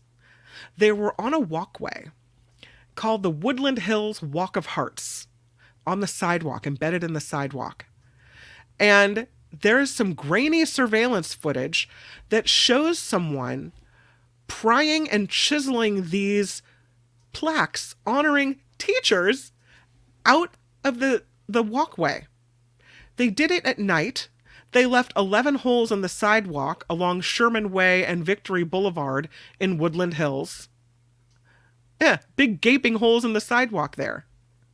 When a person rips these out of the sidewalk, what they're doing is violating the legacy of a teacher. That, according to Joe Andrews, who's in charge of the nonprofit organization that funded this, the stolen plaques amount to $44,000. There's now a $25,000 reward for the city of Woodland Hills, leading to the capture and prosecution of whoever did this, pried out these copper metal plaques honoring teachers and walked away with them. Listen, I get that times are tough. I get that we want to make the money in any way we can, right? Do you have to mess with the teachers? I mean, it's a job. You get up early in the morning, you're dealing with kids all day, you're doing the best you can. Then you got to deal with the parents. It's a lot. And what a nice thing to be honored. And then you come in and you take the copper plaques from the teachers. So you see the big holes there. And now the big square-shaped holes in the sidewalk. Now they've got to try to replace these things. And who knows if they put them back in if another thief isn't going to come and take them again. Wild. What people will do. So I mean, maybe they didn't get passing grades. Maybe they're mad. Yeah, maybe they were targeted by these teachers, or they felt targeted. They're still mad over that F in history. Come on. The LA City Councilman Bob Blumenfield, who represents Woodland Hills, is encouraging people to report this crime, and if they know who it is, to collect this $25,000 reward. He said, "Our public infrastructure is being attacked, and we are here to push back. We're here to say enough. We're here to say we're going to catch this person or persons because this is intolerable." So police are going around. They're looking at scrapyards, which they're supposed to, at scrapyards, report all metals sold to them. And they're asking businesses to be on the lookout to see if anybody comes forward with these. Can you believe that? Prying up these signs that are celebrating teachers? I saw that story. I mean, it's just like, it adds insult to injury. It's bad enough that you would take the medal, but then you take the medal that's put there to thank and honor teachers. Crazy. Can we talk a bit about what's going on in Tahoe? Elon Musk's cousin, and this should be in That's Rich, but we'll just do it on its own. Elon Musk's cousin is building this thing in Tahoe. He's got a Tahoe estate. He's building an underwater hockey pool.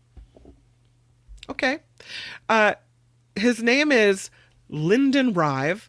He is the founder and the ex-CEO of a solar panel company that was acquired by Tesla in 2016 for $2.6 billion. So he's building, Mr. Rive, a lakefront estate in Tahoe with a 15,000 square foot pool facility designed to host underwater hockey games. I mean, if you have the money, why not, right? Of all the obscure, weird things that you could build and that you could want, why not an underwater hockey pool? What?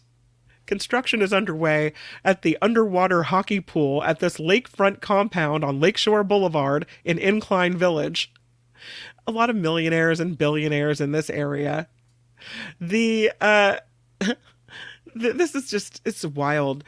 The Rive is Elon Musk's cousin. Their moms are twins. I guess Musk gave Rive the idea to start the solar panel company while they were on a road trip to Burning Man in 2004. Like, you really can't make it up.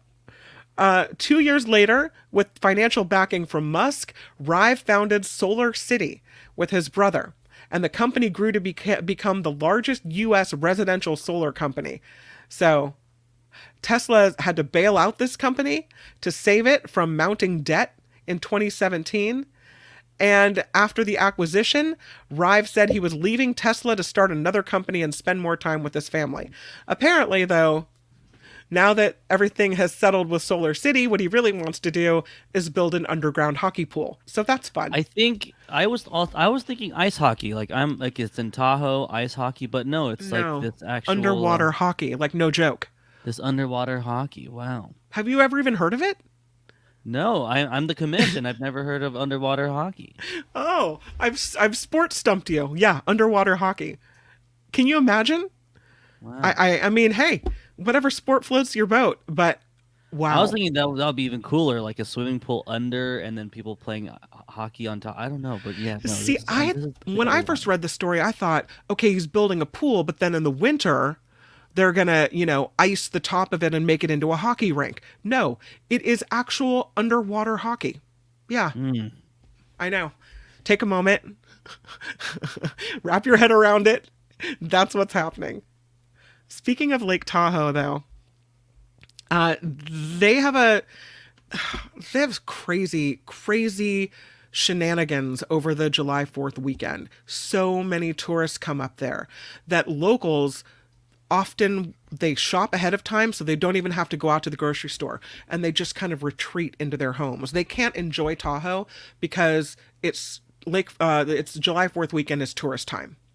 So in order to kind of fight against all the craziness that's happening in Tahoe this weekend, they have banned alcohol at popular beaches for July 4th. No booze. It's a dry Tahoe 4th of July. I think I'm assuming they're thinking you remove the booze, you remove like maybe half of the litter trouble. Because the litter and the trouble, yeah, and the trouble. Well, the litter and the trouble. The litter has been bad. Like they've been drunk people are just, we've seen, and we see the pictures after the 4th of July of the beaches and beautiful nature in Lake Tahoe just littered with bottles and cans and debris and trash. So alcohol is banned at 3 of Lake Tahoe's most popular beaches for the July 4th holiday. That's Nevada Beach, Zephyr Cove Resort, including Zephyr Shoals. The public consumption is also banned at Chambers Landing in Tahoma for the entire holiday weekend, July 3rd to the 7th. The alcohol was banned in Tahoe last year in these same areas, with the U.S. Forest Service saying infractions could result in fines of up to $5,000. Up to $10,000 for organizations, and that there could be prison time associated with this as well. They say And I agree with this. Tahoe is a cherished place, welcoming all responsible recreationists from diverse backgrounds.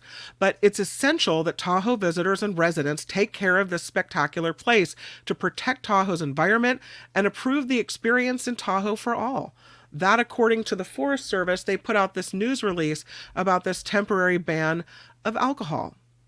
Last year, they had to deal, the police in the Tahoe area, with a bunch of alcohol-related issues.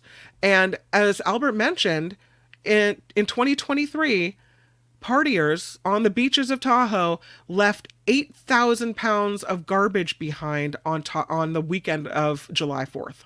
So they've got the Tahoe police that are going to be out in full force to enforce this alcohol ban. What a mess. It's going to be hard. If I'm an officer or a sheriff's deputy in Tahoe, I'm thinking, oh God, this is going to suck. They say everyone that works, they work the July 4th weekend. Everybody. No one gets to take it off. There's no holiday for police in Tahoe on July 4th. So that's what they're doing. They've even got private security firms on patrol to deal with this. So be warned, if you're headed to Tahoe, don't bring your beer to the beach. There's a no booze situation going on there. And that's the way it is. Speaking of Tahoe, though, remember over the winter when actor Jeremy Renner was involved in that snowmobile accident? Yeah, really the snowplow serious thing. Yeah. Yeah, it was horrible. He is now calling it one of the best things, one of the greatest things to happen to him. It's one of these things where something like this happens to you and somehow it resets your whole priority list in life. 18 months ago, he broke 30 bones in this near-death experience, and he talked about what it was like to see the light. He was on a podcast called Smartless, hosted by Jason Bateman, Sean Hayes, and Will Arnett. And what he said was, I just don't have a lot of fear in my life. This is Renner. He said, I certainly wasn't afraid of death, but you can think that and believe that. But he said, it's a confirmation now. I found there's a lot of confirmations when you're tested to your limits and your death and you come back, and the exhilarating peace that happens in leaving this body. He's described it as a muscle fibrous sort of connectivity to all. He said it's energy. He said, I knew the guy working on me, and he called one of my best friends who's a firefighter, and he said, you're going to want to get to the hospital. I just worked on Jeremy, and I want to say we did the best we could. He's like, there's no way this effer's going to make it.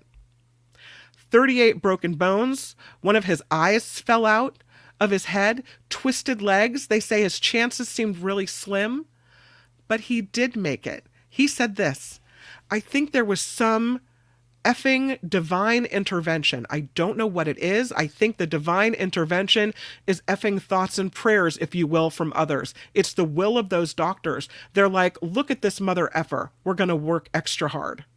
So he said since the accident, he's worked really hard to recover, but he said he'll never forget it. He said it's one of the greatest things that ever happened to him in his life. I don't think we'll all forget it either. 38 broken bones, and it's weird. It gets us a celebrity in one of these accidents. You don't really think they're out there doing some crazy stuff in the snow with a snowplow. I know. Yeah. Well, speaking of entertainment, it is time to talk movies and entertainment. Maybe a little sports. The Mark Thompson Show. Music. It's all coming. He comes and goes on a rainbow. That's right. Culture Blaster, Michael Snyder, everybody. Hello. Hi, and happy weekend, Kim. Happy weekend to you. Happy July 4th. Yeah. It's coming up. Well, happy weekend to Albert, and happy weekend to our pal Mark, who I hope recovers from whatever's ailing him ASAP, man. Yeah, me too. I know. Horrible. I mean, on top of everything else, you're already dealing with grief, and now you're dealing with a horrible sickness. Poor guy.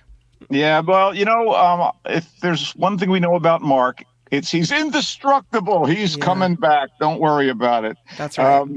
Hey, speaking of what we know, we now know that all it takes to win a presidential debate is to deliver a seemingly unending barrage of lies, juvenile insults, and ridiculous facial grimaces. I mean, the only reassuring thing about what I saw last night is that apparently anyone can truly run for president and maybe win. So, maybe I know. Kind of disheartening. It was very disheartening. It was very disappointing. Thank you for that. Yeah, well, I do what I can. It's interesting. You're supposed to lift me up, not bring me down, my friend. I don't know how many people are going to change their vote on the basis of what we saw last night. Because again, policy-wise, when you could hear him muddle through, Biden, made sense. The prevarication and the theatrics and gesticulation of the orange ogre didn't impress me. But let's keep on rolling forward. We gotta keep pushing. And how about if we talk some movies? Get your mind off politics. Thank you. Yes, let's do it. And instead, get your mind on the end of humanity as we know it via alien invasion. Okay.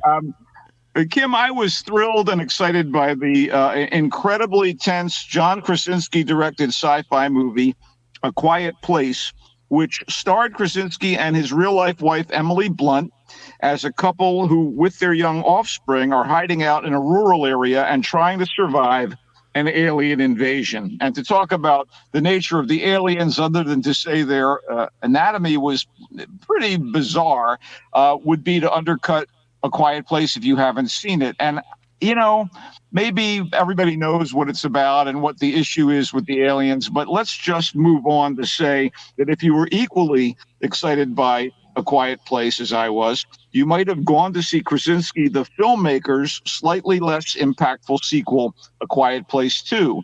Not bad, but not as powerful as the first one. But, obviously this is a franchise, or, the studio considers it as such. So now we have A Quiet Place Day One, which is a prequel, right? Is this the movie, or is this the scenario where you can't say anything because the aliens will hear you and then they'll get you? Thank you for spoiling the Quiet Place franchise for anyone who hasn't seen it. No, it's called A Quiet Place because if you aren't quiet, your place will be death. It's not really too it's not too obscure. It's pretty evident what the situation is. So this prequel shows what happened on the first day that the invaders arrived in the massive urban setting of New York City, rather than down the road in a backwater. And Krasinski's only contribution here, other than being a executive producer, is co-author of the story. He handed screenplay and direction duties to Michael Sarnowski. Now, this guy wrote and directed the kick-ass 2021 drama Pig, which gave Nicolas Cage one of the best roles of his career. So I trusted that this was going to be somehow worthwhile, and Sarnowski does not disappoint. And he does do the bold move of depicting the horror of an otherworldly horde of insectoids taking Manhattan, and does it through the survival moves of terminal cancer patient Sam, played by Lupita Nyong'o. I think she won some awards for 12 Years a Slave. She was significant in Black Panther and also in Jordan Peele's Us. So we have Sam, and she encounters a stranger on her journey with her therapy cat, Frodo, by the way. And this stranger is a frightened young man from the UK, played by Joseph Quinn. Joseph Quinn, if you don't know him, is the British actor who played American fan favorite rocker dude Eddie Munson on Stranger Things, and is going to play Johnny Human Torch Storm in Marvel's upcoming Fantastic Four reboot. So he's got a little heat behind him. And speaking of Sam's pet, Frodo, A Quiet Place Day One is as tense as a cat. Seriously. Sam is only in Manhattan as part of a theater-going day trip with her fellow residents of a suburban hospice when she's facing her own end of days prematurely by virtue of this invasion. In the middle of the show, hell rains down from above, and we're off and running. A Quiet Place Day One is a terrific action movie and a narrative about perseverance and sacrifice. in the face of overwhelming odds. I thought it was really, really good. I thought it was better than A Quiet Place 2. And if you've never seen any of these movies, you could go see this cold and appreciate it if it's your sort of film. It's in theaters. Cool. Would you call it a kind of an action movie, or would you call it a horror movie?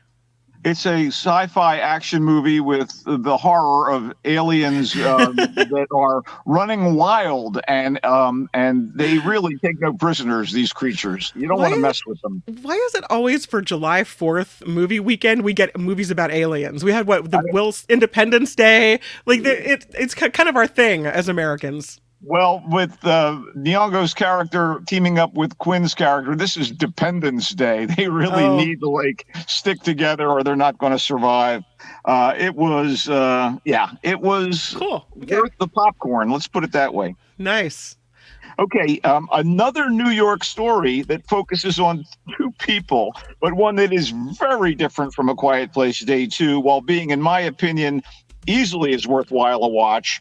Daddy-O is a very compact narrative, primarily set in a cab on a trip from JFK to an apartment in Manhattan. You know, I really thought this was terrific. Is that Sean Penn?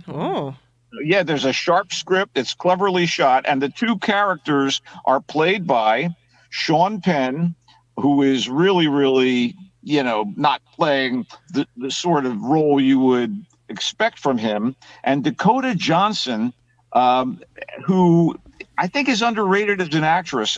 This is a terrific showcase for her. She delivers a wonderfully nuanced and impactful performance as this young woman who is in some ways a kept woman and wrestling with her status as she heads back home after being with her family in the Midwest.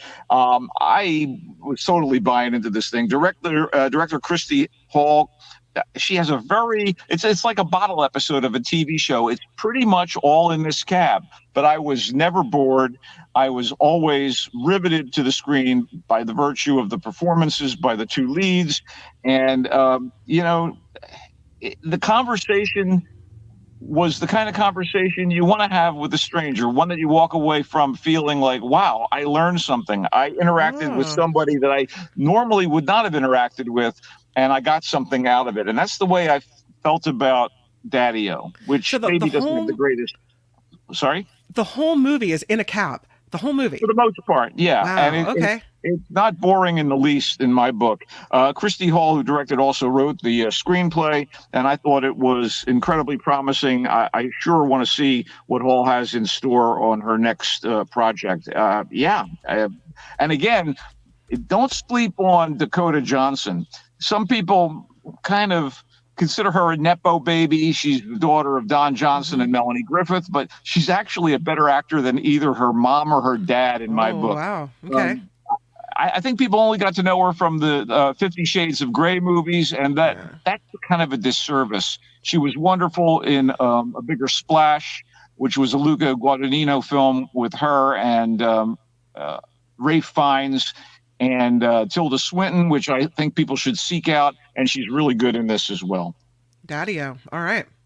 All right, let's go from the sublime to the what? A Family Affair, which is available on Netflix and I think in theaters, is a frothier take on the idea that was presented by the recent Anne Hathaway movie, The Idea of You, wherein a beautiful older woman, here played by Nicole Kidman, gets involved with a famous younger man, here played by Zac Efron, throwing her daughter, who in this case is played by Joey King, into a quandary. Only this time, again, the magical MILF played by Nicole Kidman is, I found this maybe a little more plausible than the Anne Hathaway team up in The Idea of You, although I think that's a much better film, I'll be honest with you. So we have an award-winning writer who lives in Malibu. She's a widow, and she lives essentially with her daughter, Zara. And Zara is the personal assistant to a hotshot actor, super obnoxious, played by Efron. He's Chris Cole. He has his own franchise where he plays a superhero, and the movies have been getting increasingly ridiculous And he's a womanizer. He takes advantage of his fame to bed a parade of women. And Zara has to kind of deal with the aftermath of all the breakups that occur. And the last thing she would want is for her mom to get involved with this kind of seemingly amoral pretty boy. And yet it happens. And I guess, hijinks ensue. Kathy Bates plays Grandma here, who was the mom of Brooke, Kidman's character's late ex. And, obviously, if you're going to get Kidman and Bates, you're going to get performances that catch your eye and hold your interest. And Zac Efron is a much better actor than I ever thought when he sprung from the High School Musical franchise at Disney. He's done some really good work. And here he does what he can with what he has. But, this is product, pure and simple. Richard LaGravenese is the director, the screenwriter, who I guess she had the best of intentions, was Carrie Solomon, and she co-wrote this with LaGravenese. It's product, pure and simple. It's on Netflix. It's a skosh above a Hallmark movie, but that's as much credit as I'm going to give it. Oh, wow. That's a bummer, because this seems like my kind of movie, but okay. No. It's inoffensive, kind of. I mean... yeah, it's just it's a folding laundry movie. You don't have to pay much attention to it. There's no deep thinking involved. It's just kind of... Yeah. Kim, you nailed it. If you're going to be folding your laundry, this is the movie for you. Okay, oh my God. I'm going to deliver as good a film as we're covering this weekend. And I thought that it really merits attention. I hope people go to see it. It's called Fancy Dance, and it stars Lily Gladstone, the Native American actress who was lauded for her performance in Killers of the Flower Moon. I like her. This is a really terrific lead role for her and shows her range in what is a finely tooled drama that deals with Native American life on the reservation, and I mean modern Native American life, and also relationship situations, family matters, particularly when people have made mistakes over the course of their lives, and those mistakes impact their relationships and their access to family. So she did a hell of a good job playing an imperiled but determined member of the Osage tribe, married to a callow white guy in Oklahoma during the 1920s. That was Flower Moon. And here she commands the screen as a somewhat criminal but big-hearted lesbian member of the Cayuga in Oklahoma during the 2020s. That's right. She can play an Osage and a Cayuga. What range? No, anyway, all kidding aside. This character she plays, Jax, has taken care of her niece, Roki, another good performance here, and this one from Isabel DeRoy Olsen, by living on the Seneca Cayuga Reservation in Oklahoma. And she's done this since her mom, Roki's mom, disappeared. Roki's mom was an exotic dancer, and she's been missing for 3 weeks. And Roki wants to meet up with her at the powwow in Tulsa, which is a major gathering of the tribes. And there is a mother-daughter dance competition that Roki wants to do with her mom. And so she's hoping that her mom shows up at the powwow, despite her being absent for 3 weeks. Unfortunately, Jax and Jax's grandfather, played by Shea Wiggum, think that in all probability, mom is gone. And is she dead? Is she missing? Was she kidnapped? We don't know. And that's part of the mystery and the wonder of Fancy Dance, as Jax basically has to kidnap Roki from her grandfather and grandmother's care and try to get to the powwow. And at the same time, desperate to find out what happened to her sister, Jax is phoning her uncle, who is purportedly going to, assist the FBI and the local cops in finding out where the missing woman is. It really held my interest for the entirety of its run. It's pretty lean at an hour and a half, and kudos to director Erica Tremblay, and Mitsiana Elise is her co-screenwriter. I give high marks on all fronts to Fancy Dance, which is available to stream on Apple right now. Wow. Okay. So it's accessible. We don't have to go to the big movies to see it. You do not have to do that. Okay. But I thought it becomes a bit of a road trip. It's an exploration of Native American heritage, and it's a beautiful character study delivered in high style by Lily Gladstone. If the poster is anything like the movie, there's a lot of beautiful scenery and a lot of beautiful cinematography. Well, there is a lot of coverage on the reservation, and then the road trip is America's highways, particularly in Oklahoma. I won't say this is as glistening a piece of filmmaking as Killers of the Flower Moon, which was set in Oklahoma back in the day, but it does have its visual pleasures, and the most significant pleasure here is Lily Gladstone's performance, which is rich and heartbreaking, and she is the real deal. Awesome. All right. What else is there? Let's close out with The Devil's Bath. Yes, The Devil's Bath. Sounds like a bath I'd love to take. Well, it's a period horror film set in 1750 Austria. So it's in Austro-German, or whatever you want to call it, but it's more of a psychological drama that implies a measure of supernatural doings without actually being about the supernatural per se. It's got a lot of that rural folk creepiness. By the way, that's the German title, Des Teufelsbad, the Devil's Bath. Okay. Anyway, there is no demon with a pitchfork here, okay? There's just good old-fashioned, quasi-religious human lunacy. So, Kim, if rural period grime and violent madness with the occasional blood-curdling scream are your jam, this is for you. No. The Devil's Bath is something you want to dip your toe into. All right, so here are the basics.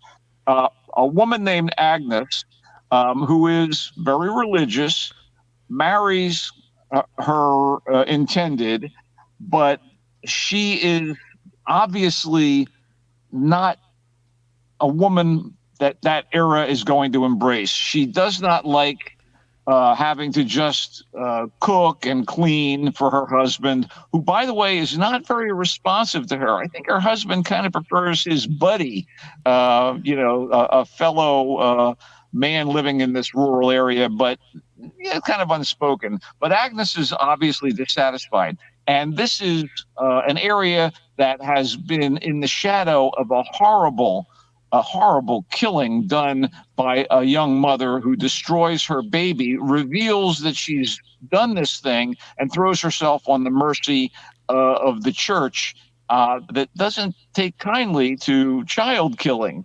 And it's it's kind of an ugly situation, and that woman's fate basically colors Agnes's fate through The Devil's Bath. So she hates where she is, she's miserable, she's unhappy, and she starts to basically go a little bonkers, and that's The Devil's Bath. And this is an era that was marked by people getting vilified for committing suicide to the point where they would be more than willing to commit a crime to basically force their end of life. Oh, wow. So this movie is directed and authored by Veronica Franz and Severin Fiala. And again, this period in history is kind of filled with ignorance and ugliness and people kowtowing to religious orders. And that is all encapsulated in The Devil's Bath. I thought it was fantastic, and it was my cup of tea. But, it's going to make Mark would not watch this. I don't recommend that you watch this. I won't. But if you like this kind of movie, this is definitely something on the list, right? Oh, it's chilling. And it is, by the way, beautifully shot in the Austrian hinterlands. And so from that standpoint, as a cinematic effort. It's quite lovely. But what isn't lovely is Agnes, her situation, her fate, the way she's treated by other people in this area, and what her life amounts to when she agrees to marry and move in with her husband, and essentially her husband's disapproving mom. So, yikes. Anyway, The Devil's Bath is in fact available in theaters and also streaming right now. So you can watch it at home if it's the sort of thing you'd like to see. And by the way, Anja Plasage, who plays Agnes, is very compelling. She's the center of the movie, and like Lily Gladstone in Fancy Dance, she's a reason to watch the film. Where is it streaming? The usual platforms for video on demand. So I would recommend people do a search if they're interested in The Devil's Bath. If horror is your thing, by all means, seek this one out, because it's it's like what we like to say, good of kind. You gotta like this kind of film, but it's well done. To recap it, A Quiet Place Day One is where you started us. You said this is really good and it is worth the popcorn. And so, it's probably going to do really well this weekend. Daddy-O, you liked it. You said Dakota Johnson shines. A Family Affair. You called it a Netflix product. You said it's just a skosh above a Hallmark movie. Fancy Dance held your interest. You said high marks to Fancy Dance, and you said Lily Gladstone shines in this one. And then lastly, The Devil's Bath. You said it's fantastic, it's good of kind, and it's in theaters and it's streaming as well. Yeah, and again, you have to like kind of dark, dolorous horror to get on board with The Devil's Bath. But hey, there's nothing I like more after the misery of what we witnessed last night than to get even more miserable in Austria back in the day. Couldn't get any worse, my friend. It couldn't. I do want to also point out that guess what just dropped yesterday? The entire third season of The Bear, one of the greatest TV shows of the past 10 years, starring Jeremy Allen White as Carmy, the top drawer gourmet chef who's pulled back into his family life in Chicago when his brother dies, leaving him the family sandwich shop. By series 3, Carmy is trying to turn it into a high-end restaurant befitting his own status as a gourmet chef. Ayo Edebiri is back. The great Ebon Moss-Bachrach is back. And by the way, speaking as we did earlier of Fantastic Four, Ebon Moss-Bachrach is playing Ben Grimm, the Thing, in the new Fantastic Four. So, we got a little call back to something we discussed earlier because of Joseph Quinn's future as part of the Marvel Universe.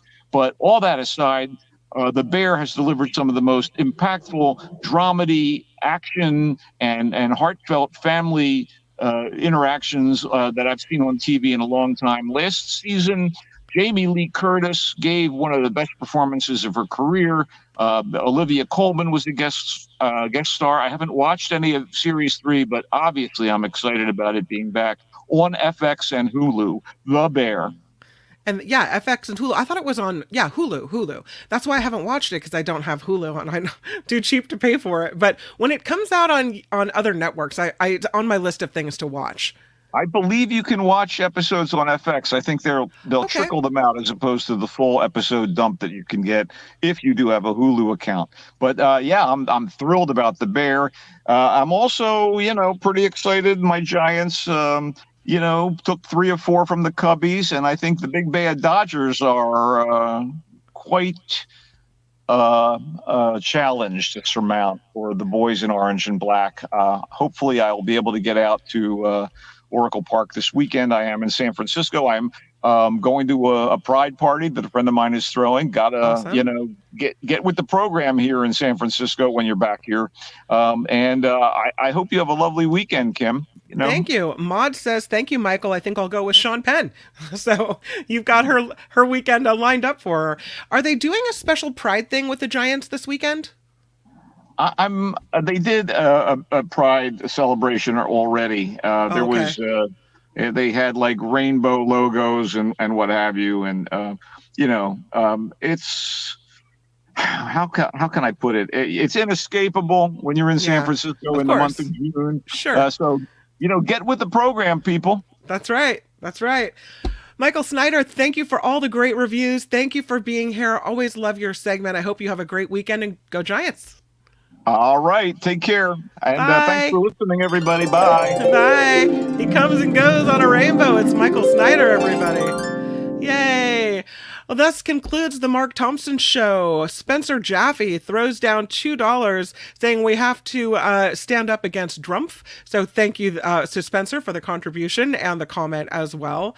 Shell Hughes coming in with $10 as well.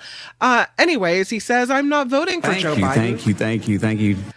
Shell says, I'm voting for his administration and his advisors, which are doing a way better job than Trump and his advisors ever can, making the case that, it's more about who the person surrounds themselves with than the person themselves. So thank you for the comment, and thank you for the $10. It's so appreciated. And lastly, we've got Luis throwing down $5 as well. Luis says, Hockey talk in Michael Schur's absence. Congratulations, Albert, on landing Mac Celebrini with the #1 pick. Do you know what that means? Because I don't know what that means.